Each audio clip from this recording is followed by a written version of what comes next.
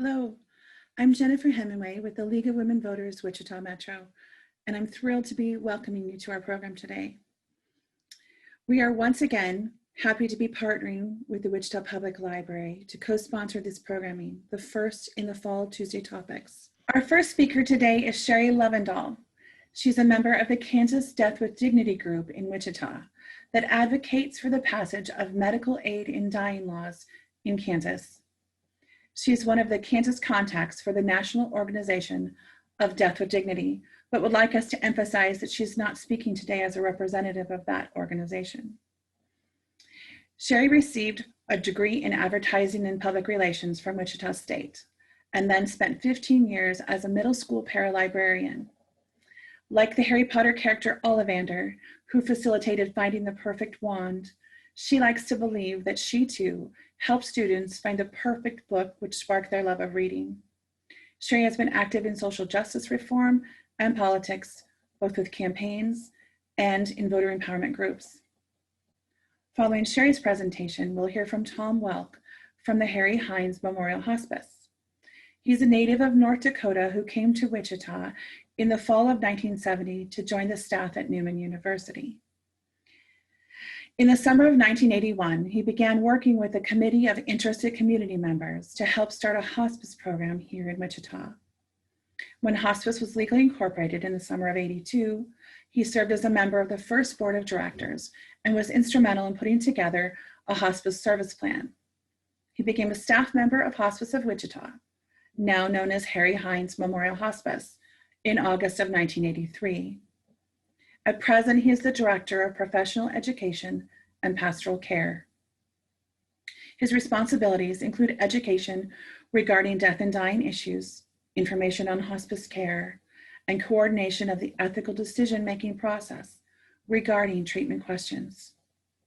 He has a doctoral degree in pastoral counseling with an emphasis on end-of-life issues. His doctoral dissertation was concentrated on medical ethics. Tom is a founding member and past president of the board of directors of Kansas Health Ethics Incorporated and serves on several ethics committees here in South Central Kansas. Let's begin with Sherry's presentation. Hello, I'm Sherry Lovendahl. Let me ask you a question. Are you planning to die? Now, in the literal sense, I know that's an absurd question. And what's more absurd is, if we're honest, most of us would probably say no. We make plans for every life event, such as births, graduations, marriage, yet we know with 100% certainty we're going to die, and still it often takes us completely by surprise, leaving many unprepared. Today we'll talk about an end-of-life option known as death with dignity. I'll explain the laws, the process, and what this end-of-life option means to those facing a terminal disease. I realize this topic can be emotional and difficult. I'm here today to honor my mother, who was a strong and fiercely independent woman. She was diagnosed with multiple myeloma, which is cancer of the bone marrow that causes bone deterioration and great pain. She also had a chronic lung disease and eventually lung cancer. I don't think there was a day in the last 3 years of my mom's life that she wasn't in pain. In her early career as an RN, she worked in an oncology hospital, and that certainly helped inform her belief that allowing someone the grace to say when enough is enough was truly compassionate. I know she would have used the death with dignity option had it been legal. We can do better, and that's why I advocate for the passage of a death with dignity law. Today, medical technology has extraordinary measures to extend the life of a terminal patient, but it doesn't restore the life they had, nor come without additional pain. There are many terminal conditions that involve significant pain, including cancer, heart failure, AIDS, advanced cerebral vascular disease, or spinal cord injuries. Medications don't always completely control pain or ensure a peaceful death. Protocol and training can also limit the effectiveness. But here's the interesting part. I assumed that control of pain would be the #1 reason people seek to access the death with dignity option. According to the Oregon Health Authority, pain was listed at number 6. The yearly Oregon report, which documents the reasons why people used the death with dignity option, cited these top 3 reasons in 2019, and these reasons correspond in years past as well. The #1 reason was decreasing ability to participate in activities that make life enjoyable. This was cited by 90% of the people who use Death with Dignity. Number 2, loss of autonomy, cited by 87%. And number 3, loss of dignity, cited by 72%.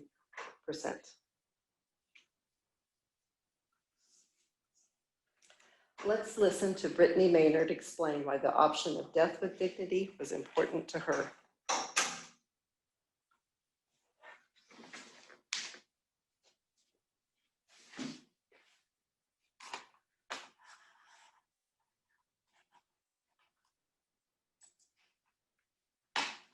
The thoughts that go through your mind when you find out you have so little time is everything that you need to say to everyone that you love.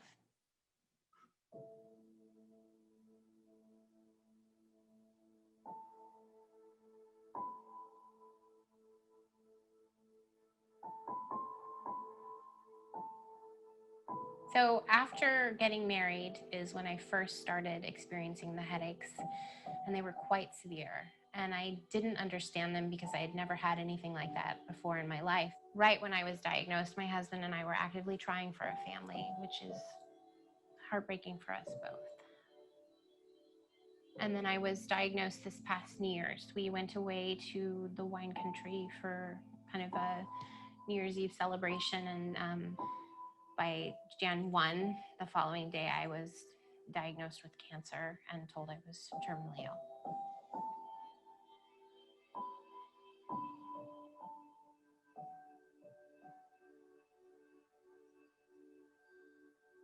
I was told I had a grade 2 astrocytoma, and was told anywhere from 3, maybe 5, up to 10 years to live. I have to tell you, when you're 29 years old, being told you have that kind of timeline still feels like you're being told you're going to die tomorrow. 70 days post-op, I went in for another MRI and was told I had had a grade change. They were looking and saying it looks like grade 4, which is the worst and most aggressive form of brain cancer. It's called a glioblastoma. So that was a major shock to my system and the system of my family, because it went from having potentially years of time to being told I had like 6 months. My parents spent a couple months, they just wanted to search for a miracle. In the beginning, I hoped for everything. I hoped Immediate family, which is my husband and my mother and my stepfather and my best friend, who's also a physician, and probably not much more people. And I will die upstairs in my bedroom that I share with my husband, with my mother and my husband by my side, and pass peacefully with some music that I like in the background. Between suffering or being allowed to decide when enough is enough, it just, to me, makes provides a lot of relief and comfort that, okay, that option is there if and when we decide, or she decides that it's time. I can't even tell you the amount of relief that it provides me to know that I don't have to die the way that it's been described to me that my brain tumor would take me on its own. Death with Dignity allows for people who are in the predicament of facing a lot of suffering, that they can decide when enough is enough. Brittany's always been kind of bigger than life. She's kind of a wanderlust, and she's always liked exciting things, adrenaline rush. She's liked traveling. She's always been precocious and very, very bright. And anything she set her mind to, she did. Since becoming ill, I have traveled and continued. My husband and I took a beautiful trip to Yellowstone. Exquisite. And then I went with my best friend to Alaska, and we went to Denali National Park, and we went to Seaward and Kenai Fjords, and kayaked up to the glaciers. And then I met my mother in Juneau, and we took this spectacular boat trip. Before I pass, I'm hoping to make it to the Grand Canyon, because I've never been. And that's all I can do is set little goals like that. And all those things make every day worthwhile. My hope now is that my daughter can live her life the way she wants to, that she can make the decisions that she wants to, that she can be who she is, which is this very autonomous, bright, well-read, well-traveled person who loves adventure. She's kind of got me into this thing where now we've agreed to meet. And so I'm going to go on a traveling adventure. And this place I'm kind of scared to go to, Machu Picchu. A lot of climbing, and she said she'd meet me there. And so damn it, I'll go.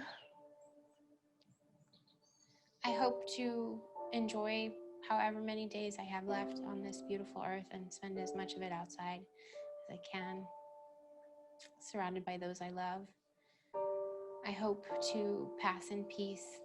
The reason to consider life and what's of value is to make sure you're not missing out. Seize the day. What's important to you? What do you care about? What matters? Pursue that. Forget the rest.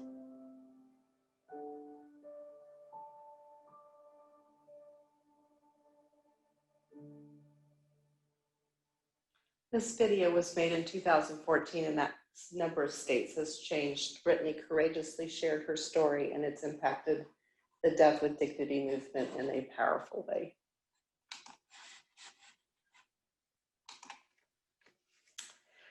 All right, when we talk about definition of medical aid in dying, it's the legal prescribing of an oral medication for a patient at the end of their life to be taken at their request and self-administered in order to relieve their suffering by bringing about death. It's a lethal dose of medication written by a consenting physician at the request of a competent, terminally ill patient following the legal guidelines and safeguards set by the state death with dignity laws. When we talk about death with dignity laws, some states use different terminology, including end-of-life options, medical aid in dying, and physician-assisted dying. Using the term suicide, assisted suicide, or euthanasia, however, is factually, legally, and medically incorrect. As you heard Brittany speak, it was clear this young woman had no desire to die, but rather the desire to live out the remainder of her days to the fullest extent. Oregon was the first state to pass the Death with Dignity Act, and it was spearheaded by Portland Unitarian members who authored a ballot initiative. The ballot passed in 1994, but a legal injunction delayed its enactment until 1997.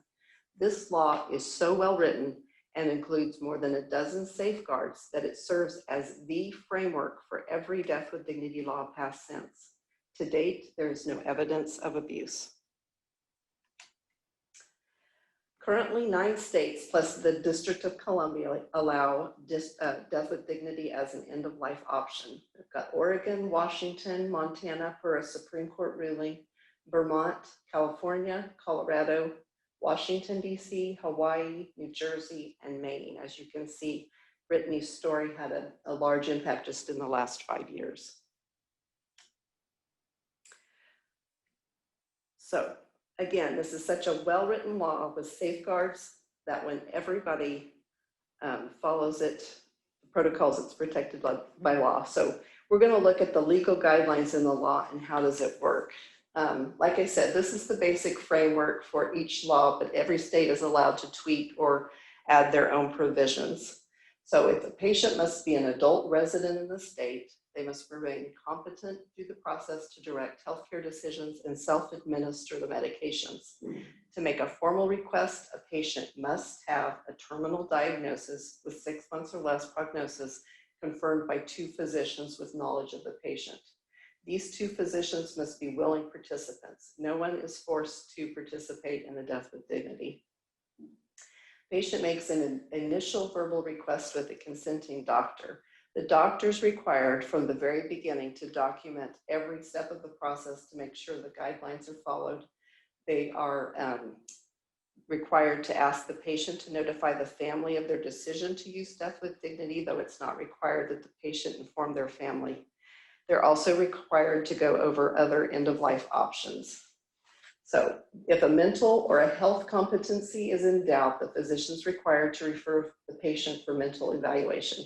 So as an example of tweaking in Hawaii, this is a mandatory step for everyone that applies.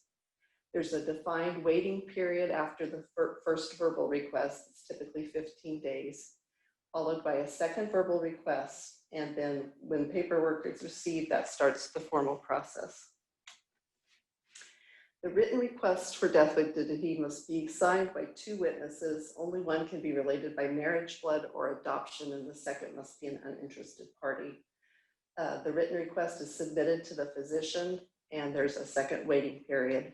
The patient may rescind the request at any time or in any manner. Upon approval, they'll receive the prescription, and that is filled by a consenting pharmacy. Again, they must be a willing participant. Some states have added a second step to where the patient needs to notify the doctor within 48 hours of when they intend to take the medicine. The prescription is taken home, or they can leave it at the pharmacy and fill it as needed.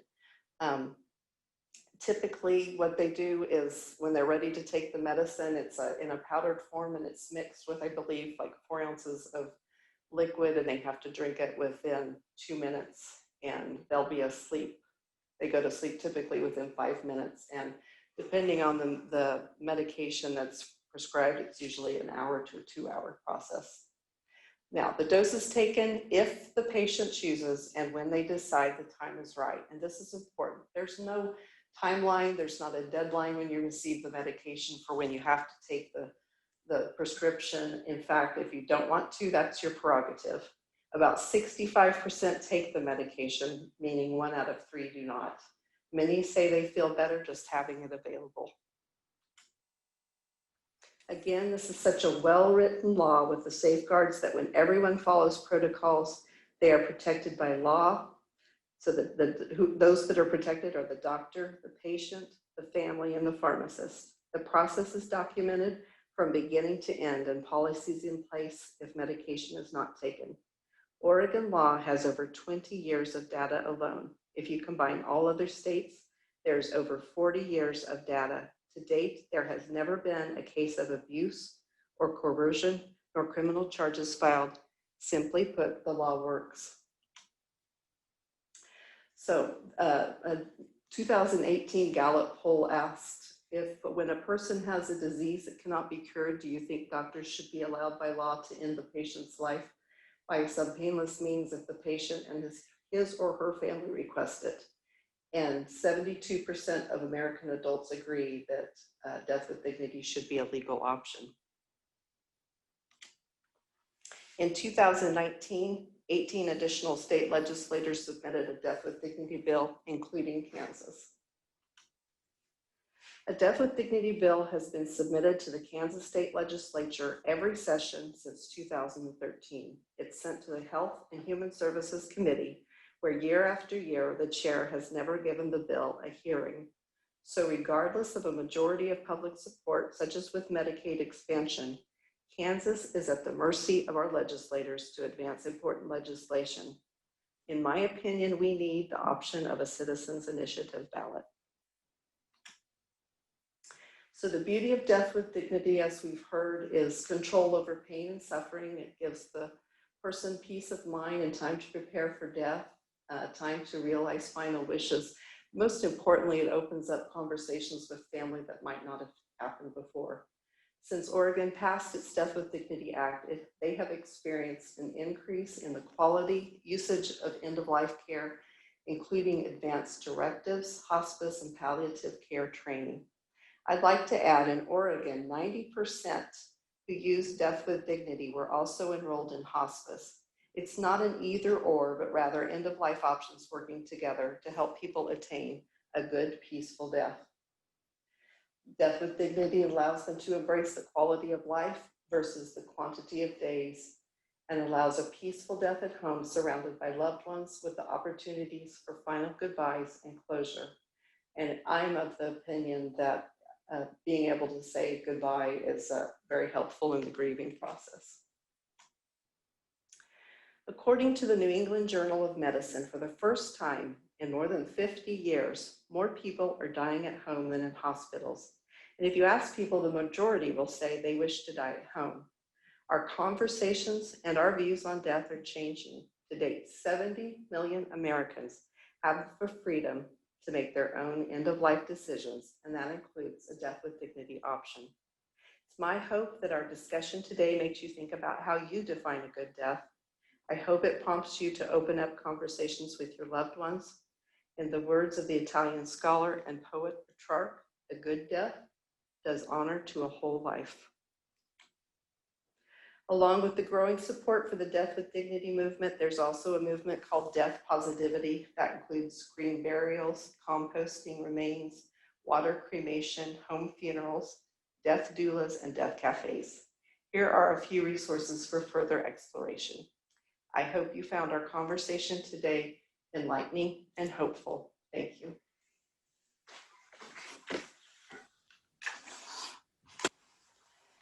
Thank you, Sherry. Our next speaker is Tom Welk. I want to thank you for the invitation to participate in this program. I think my biggest accomplishment was able to manage all the technology to get involved in this. I'm not a computer person, so I'm glad to have somebody next door to help me out. I know with the COVID situation, we can't go face to face except to the social distancing. I do miss the interaction that I usually have in talking to a live group, but I hope you're able to ask your questions in the chat room as we interact at the end of my particular prepared comments.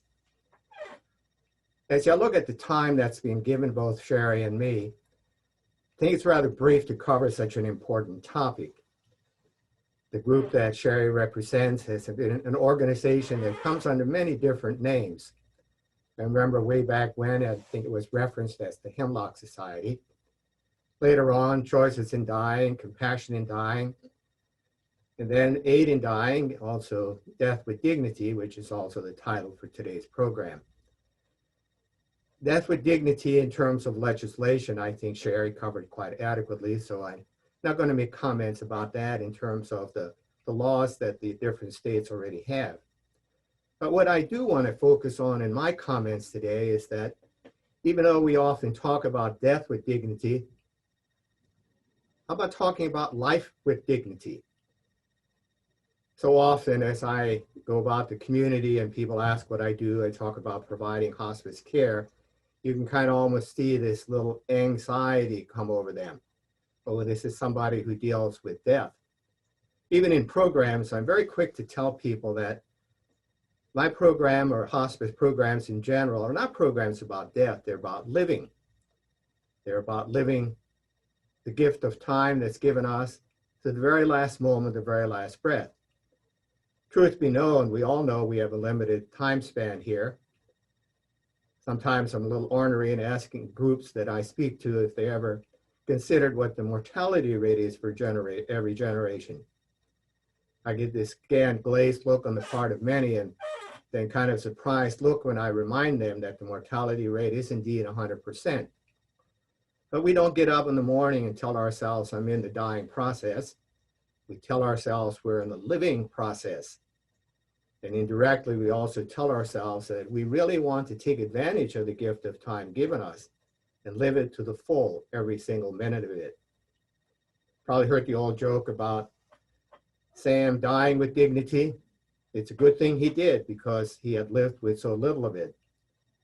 And I think it's unfortunate that that joke is right on target, that many in our culture, our society are really denied the opportunity to live life as fully as possible and live it with as much dignity as possible. I think the protests that are going on right now in terms of the racism in our country speaks to how many people have been denied that opportunity to live full of dignity. Having said that, I think we also need to then ask ourselves, and I'm not really pretending that I'm going to give you the answer today, difficult to define what dignity means, doesn't it? I think we all realize only too well when we're not afforded that, how difficult and how painful life can become. Abraham Maslow in 1943 talked about in a paper, I should say, came up with this point about the hierarchy of human needs. I'm sure many of you are familiar with those. Maslow makes very clear that at the bottom, the foundation has to be meeting physiological needs, the basics of physical existence. Then moving up that ladder, that hierarchy, going on to other things, until finally we get to the most important part, the most important challenge that you and I are faced in terms of this human life journey, what Maslow calls self-actualization. Self-actualization. It's a little technical with Maslow. I like Mark Twain's approach to all of this.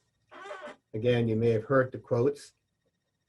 Mark Twain says, on a tombstone, you invariably have three things listed. Two obvious ones, the birth date and the death date. And in between is what you and I call the hyphen. Mark Twain likes to refer that as the dash, the life journey. And that he considers the most important. How do we live that dash? How do we live that life journey well? Mark Twain also asks in a question in light of this same point. What are the two most important days on this life journey for any one of us? The two most important days. Well, the one that most people come up with immediately, of course, is right on target, is the birth date. The day, indeed, we began our journey. But then the second one, most people kind of get puzzled over it. And many of them answer, well, I guess it's the death date. Not what Mark Twain says. The second most important day is the day we figure out why we are here. What's the purpose of the journey?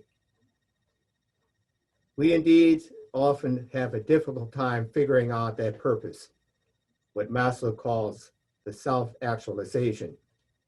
It is indeed a process of growth. At what point in our life's journey is that process complete?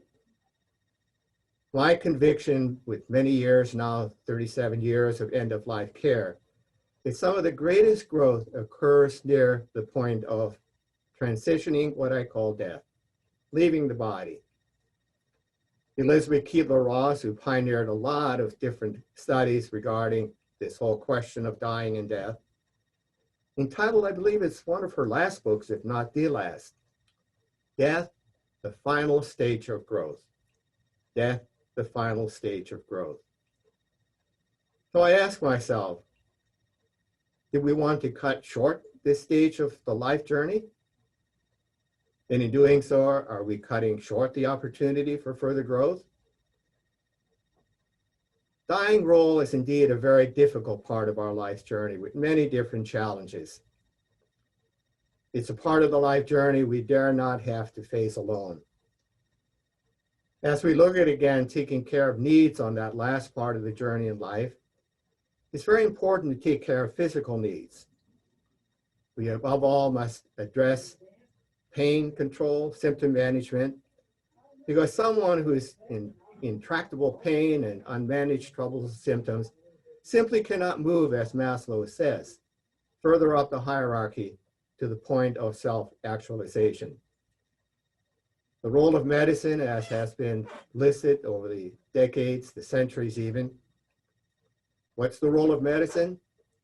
To cure sometimes, to relieve often, but to comfort always.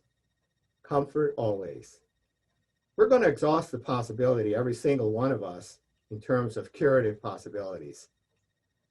But in terms of having the need for comfort, for care, so that we can engage in healing, move on higher up the ladder, take care of those unfinished business issues, that indeed is never going to be exhausted. Comfort always. If we don't make comfort indeed an important part of our life's journey, we're really going to be in difficulty. I can imagine that someone who is indeed in a stage of crisis would very quickly say, come on down, Jack. You might remember Jack Kevorkian.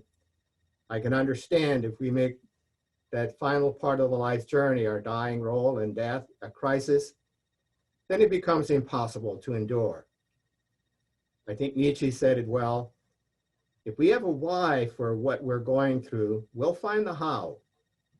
But if we don't have a why, then it gets to be very, very difficult. I know the programs that Sherry was mentioning and listing in terms of the legal ramifications often talks about aid in dying, death with dignity that way.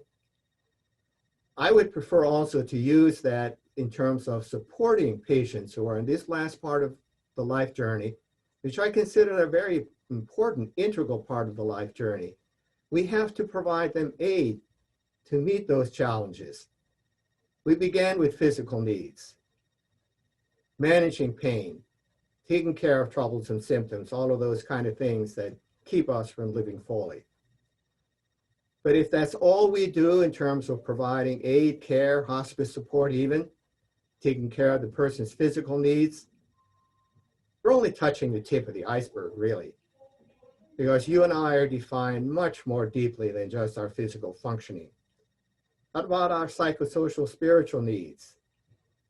We must indeed take care of those, or we're going to have, again, a patient with some terrible suffering going on.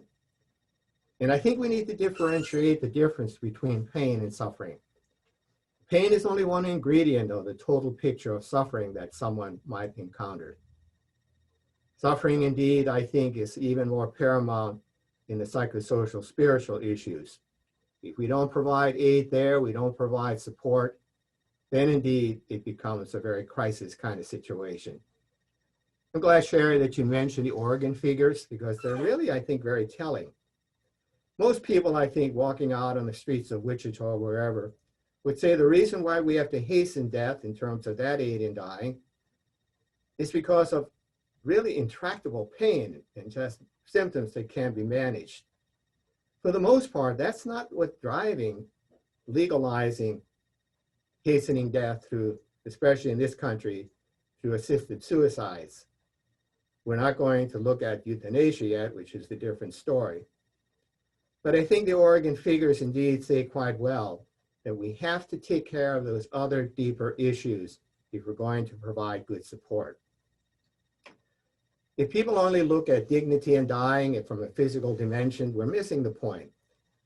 I love the story of Morris Schwartz. Mitch Albom wrote that in late 2000 or early 2000, pardon me.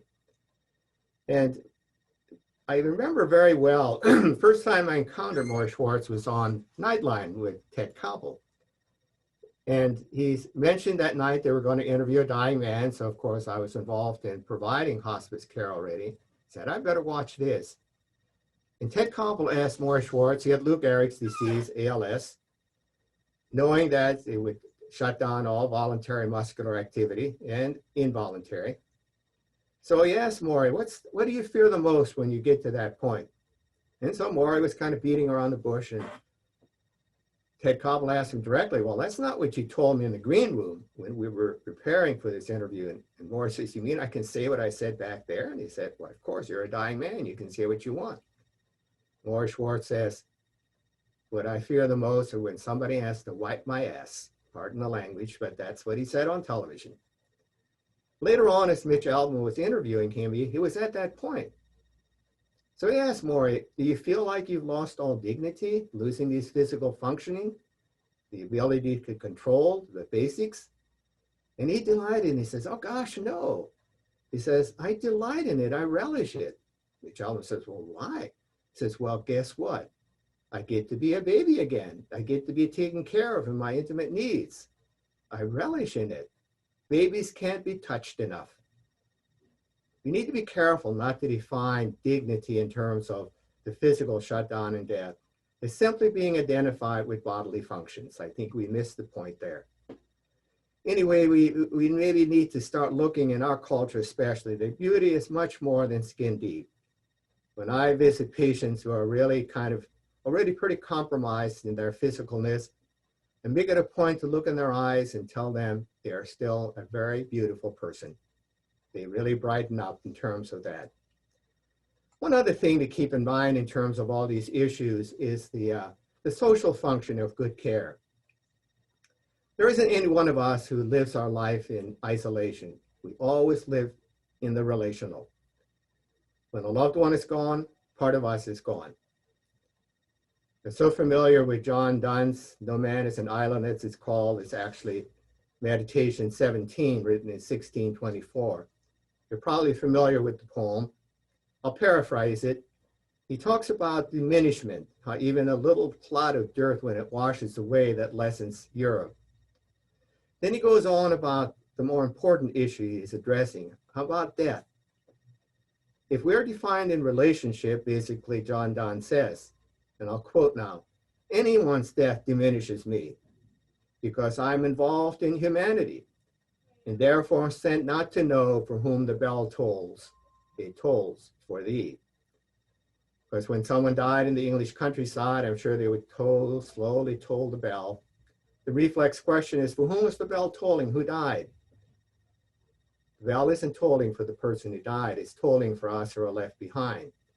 Because when someone near and dear to me is gone, part of me is gone.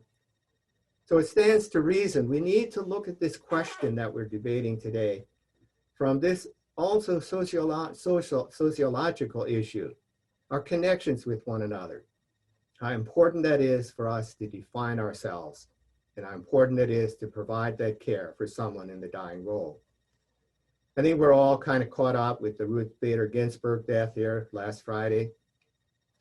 Interesting story I read in the Huffington Post just this morning, an AP story, Associated Press. A quote from the story. She was seeing family. Someone asked her, what was she doing the last weeks of her life? She was exercising. She was listening to opera. She was doing the work of the court. She even officiated at a wedding. That's how she spent the weeks before her death last Friday at the age of 87. And in doing so, despite her 5th round of cancer since 1999. She was asked then also, is there a silver lining to all of these cancer challenges you had? She immediately lit up and said, yes, I've had so much time with my family and they have been wonderful. And then indirectly she was asked, what makes for a meaningful life? What makes for a life with dignity? And again, a quote, doing something for others rather than just for yourself. Indeed, trying to figure out dignity in life comes down to really connections and relationship that helps us to answer the very difficult question of why. When we cut life short, I think we cut short the opportunity for growth. That short's change. I think a question that still is out there, even with the Brittany, Maynard, I'm not sure how to pronounce that. What about the loved ones who are left behind? Someone who is there to help them define themselves. Is this now a missed opportunity for further growth, for further self-actualization? I remember a woman in hospice that I cared for, and one of her first questions, I should say first statement out of her mouth when I saw her was, thank God for cancer. I thought that was kind of weird, kind of strange, and I'm sure I had a look of puzzlement on my face. Why would this woman say, thank God for cancer? Because when she was given this diagnosis of cancer in terms of a terminal illness, she was moving along an even keel in life. What about other deaths that can be very sudden, unexpected, a car accident, a heart attack? What about opportunities for taking care of the unfinished business versus a cancer diagnosis is more the slope. It's time for taking care of business and issue. And this woman had a lot of issues to address, including a lot of broken relationships. So myself and the social worker connected with her and connected with her loved ones, did a little mediation, helped them to reconcile. And you can well imagine, after the very last one had come and reconciled, she was able to let go. Time to move on. Finally, I think we need to address also the difference between what I call hastening death and allowing death. I think we can make the final moment of our life's journey a very difficult time, a crisis time, because we unduly prolong with aggressive curative treatment the dying process. Role of medicine, cure sometimes. We're going to exhaust cure possibilities. We will never exhaust healing. There comes a time, and I could easily switch to my ethics mode now, when we have to conclude enough is enough. It indeed involves some very difficult, painful wrestling. I think this is where, again, medical ethics can help us explore that. There comes a time when death is no longer the enemy to be kept at bay no matter what the cost, but death becomes the friend, death becomes the healer. We allow death to occur. It indeed can be a labor of love. I know that, dealing with families for now 37 plus years, we had to let go of a loved one. It is a labor of love. I also will tell you, most families appreciate the opportunity to provide it for a loved one. Let me share a final story with you about when enough is enough. Another patient moved from out of state, stayed with her daughter in a nearby community. As her dying was imminent, I was called to the home to support them. Daughter, with the patient there in her daughter's home, a granddaughter had come from Texas, brought her daughter along. So 4 generations of women. Difficult time to say goodbye to someone near and dear. So I stayed in the home in case there was further need for support. Patient's daughter distraught. Patient's granddaughter turns to her mother and says, "Mom, it's okay. Grandma's spirit has outgrown her body. It's time for Grandma to let her body go."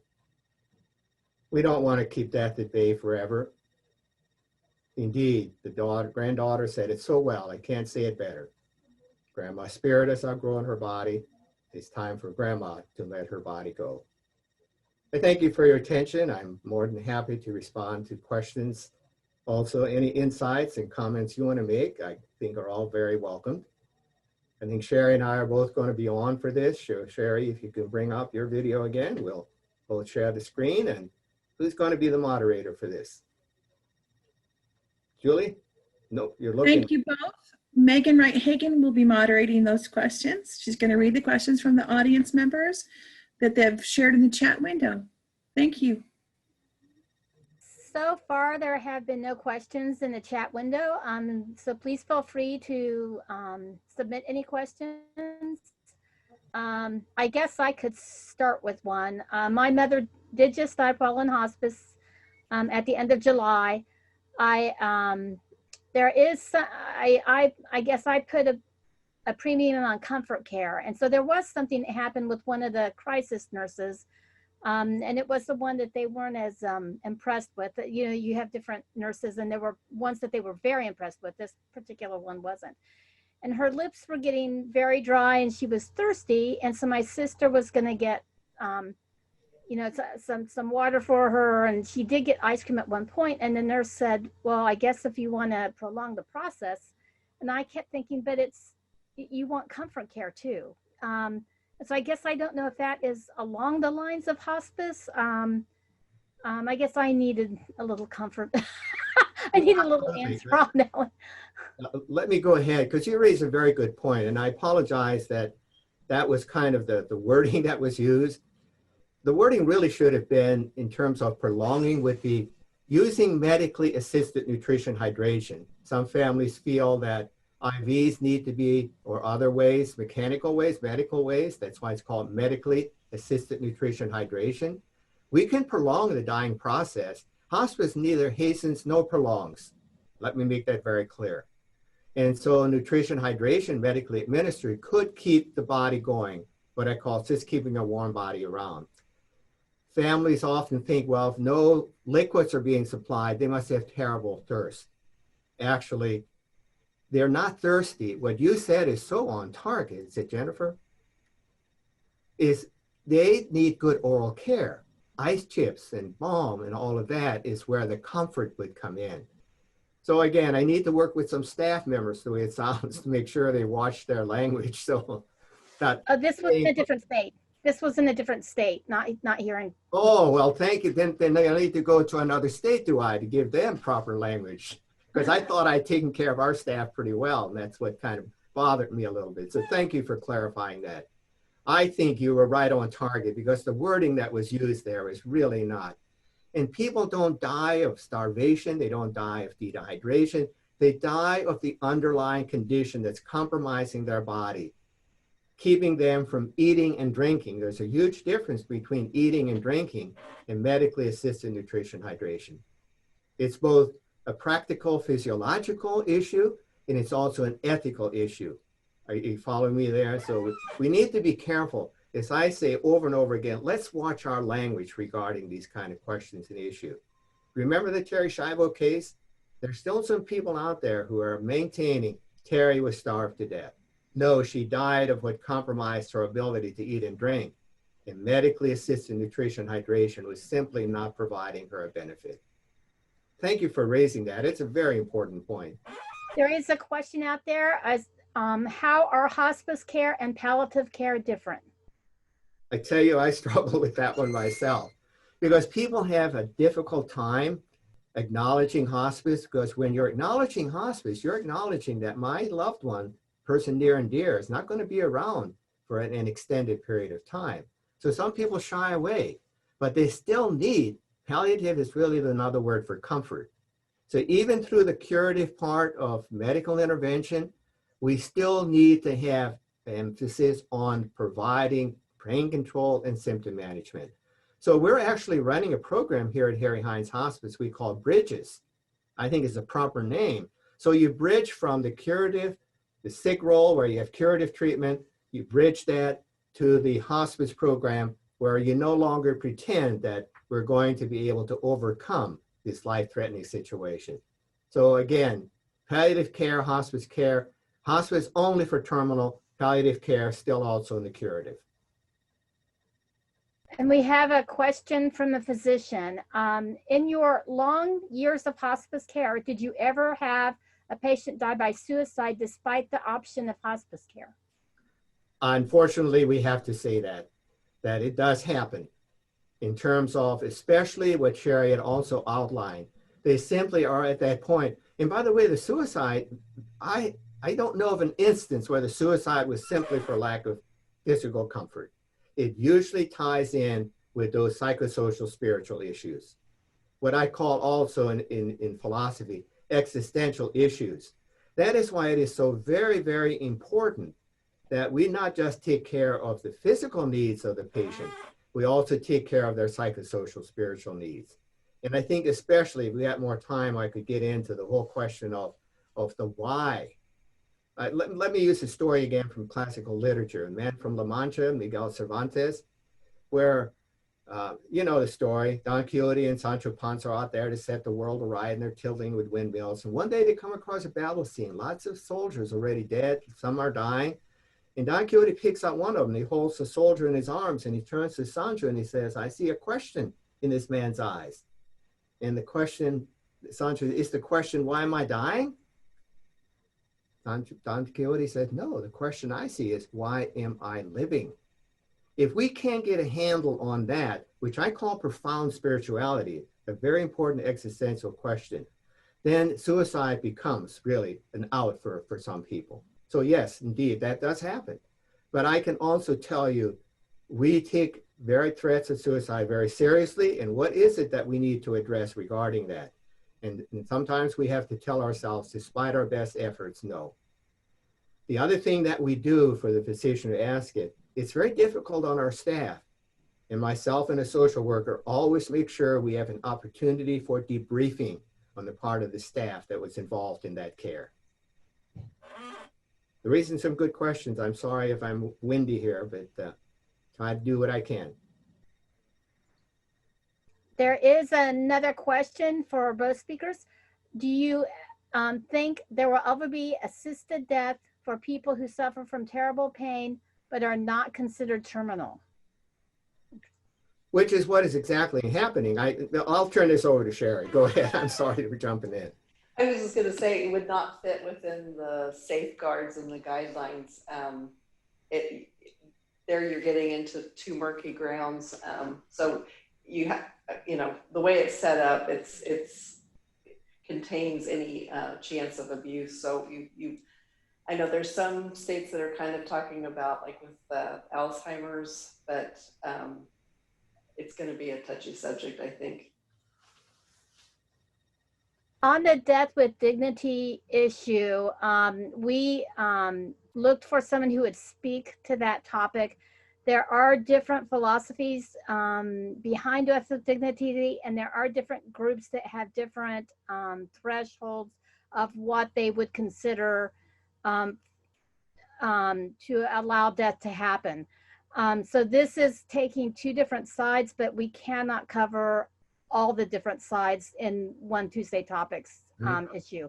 Right. So this does not quite cover that question. There are, like, the provoking, I think, did probably take into consideration the terrible pain, but not considered terminal. We don't have that covered in this session. That doesn't mean there aren't national groups that are behind that also. Whether there will ever be that happens, it depends on the state. Go ahead, Mr. Walker. I would say, though, if there are other groups, they would not be covered. It would not be covered with legal protection if they don't follow these guidelines. Okay. Let me jump in just for an ethical take on that. With regard to covering pain, you know, sometimes situations can be very, very challenging. There's no question about that. What we indeed set up as a guideline is that we use whatever pain medication is needed to control the patient's pain. And how do you determine the patient's pain?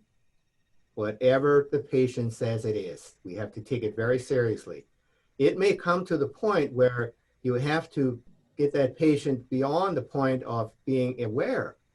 And even if perchance, and I want to say the caveat here, if perchance you should hasten to death with an excessive amount of pain, I have seen patients, and I don't want to talk clinically here, having 500 milligrams of morphine and they're all playing the piano.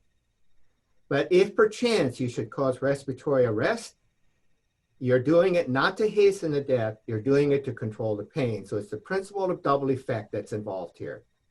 You're looking for a greater good. You're not necessarily looking, if you will, to end that person's life, but to make sure they're comfortable. I'll put a personal note in there. My mother, when she first went on hospice, she had been under medical care, but the pain meds were not regulated well.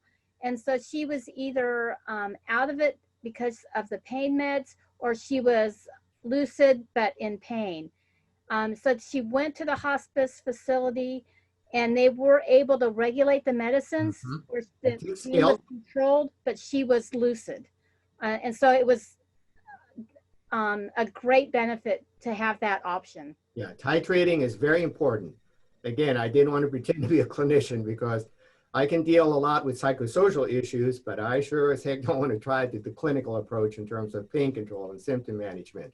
But that's why it's so important to have a very skilled team to provide for the comprehensive needs of someone in the dying role.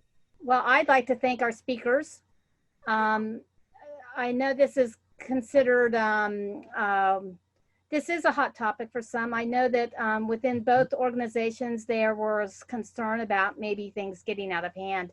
I felt that this all was handled very well, and I do really want to thank our speakers for addressing the issue and addressing the new technology in bringing this. You're quite welcome, and I want to again thank you for hosting this kind of program. Even though it is a hot issue, it needs to be talked about and discussed.